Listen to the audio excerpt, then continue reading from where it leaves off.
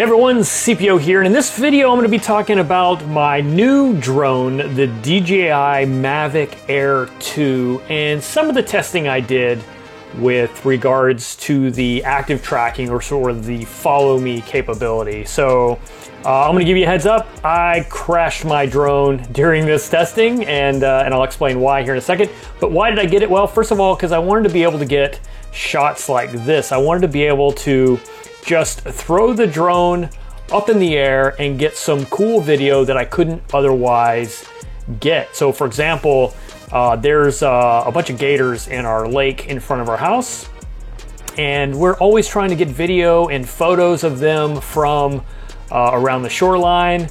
But now, thanks to the Mavic Air 2, I can just jump down in here and get some close-ups without worrying about getting eaten.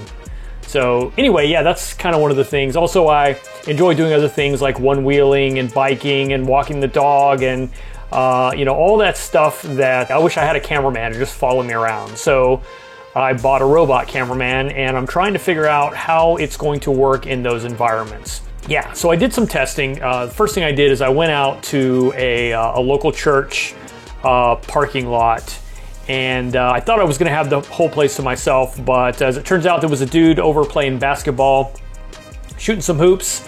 He's gonna come into play in this in a little bit, but essentially what I wanted to do is just figure out like what the drone's capabilities are. What can it do and what can't it do with regard to follow me around. The very first thing I wanted to do was just see if I could get it to actually track my dog. Now, I learned through this process, it's really designed only to track people. I was able to sort of trick it to track the dog, and I don't know if it's because when he stands up with his legs, if it looks more human-like at that moment. But I'll show you that here in a second. In the meantime, I just figured I'd let it track me around.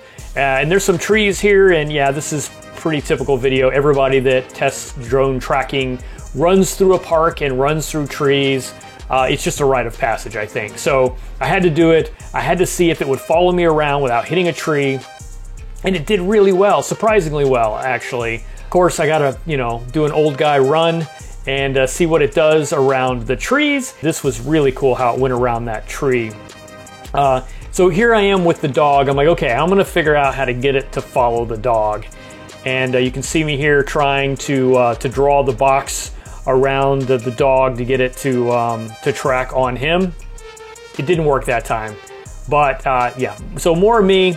This test, what I decided to do is see how it would go around this tree, and then there's this moss hanging right there. You see that? I was curious if it was going to be able to avoid that, so I literally put myself with the moss between the drone and me to see what it would do, and I just kept walking backwards, and it figured it out. It navigated around it, so that's pretty cool. Back to the dog, trying to see if I can get something to happen here, and look, it actually for a second starts tracking the dog, which is pretty cool. So like I said, I don't know if it's because of the legs where he stood up like that, but right now it's on the dog. I leave the frame, call the dog, and lo and behold, yep, dog being tracked. So it is possible.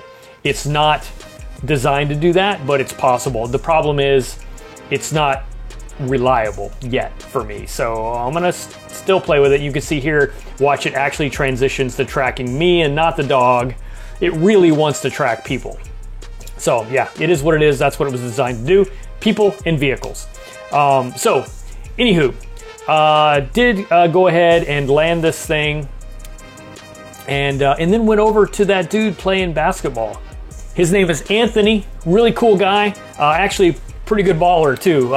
You'll see here, he's pretty good, but he gave me permission to film him. My question to him right away was like, hey man, do drones freak you out? And he's like, no man, that's cool. I said, great, because I want to see if this thing can track you around and follow you while you play basketball. And he was happy to be a test subject.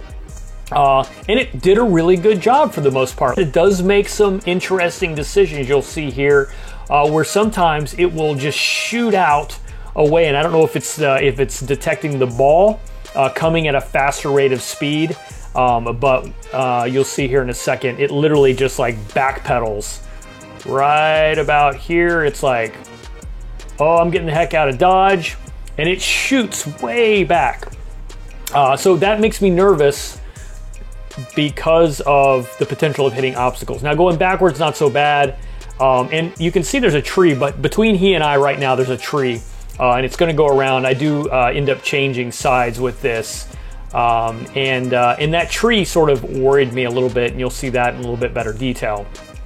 But yeah, it did a good job of tracking him, got some interesting shots in here, and then it just stayed in place, right? It didn't do anything interesting. Look at it, it shoots way back, and you know, I don't know why it doesn't just maintain a certain distance. All right, so I moved the drone over to this side to get a little better angle, a little different view. See how it does. It does great. Obviously tracks him very well. I thought this was gonna be the money shot right here. I thought this was gonna be so awesome, and it just missed him. He made that basket. It just missed him making the basket, but man, I thought that is the one. Like, that's gotta be an awesome shot. Anyway, it could have been really cool. That tree that I was talking about is just to the right of the drone, and I kept worrying because there is no side sensors for object avoidance. I was worried it was going to go sideways into that tree. It never did. It always maintained sort of its position relative to the tree, and I didn't have any issues with it. It did do something interesting here. It sort of comes over the top of him, which turned out to be a really cool shot. Like, that was an awesome shot. I did not intend on that. I did not plan it. The drone did it here again as well. It's like right on top of him, and then goes like, that is so awesome. I'm not doing that. That's just the drone. Unfortunately, it lost him during that. So yeah, so that's pretty cool. I took it out to the trail and was having it follow me through some stuff, and it did pretty good as well there. I mean, we're cruising, what, I think probably 10 miles an hour here. Did some tree negotiations and things like that, but here in a second, it's gonna fly in between these bushes. And I was wondering, like, is it gonna make it through here with me? And yeah, it did just fine. It navigated through there just fine. So my confidence is starting to build. All of these are in the regular live track mode. And so I haven't tried parallel at this point. And parallel is where I crash it. So here we are back at home in the neighborhood, and just thought I'd take the dog out for a one-wheel walk. He walks, I one wheel, and it was doing good, and I realized it wasn't tracking me. It was following me, like the camera was following me, but it wasn't actually like tracking me. Like, so I don't know what I did wrong there. Either I forgot to hit go on tracking or whatever. So now, get it again, and clearly it's following me. This is in parallel mode.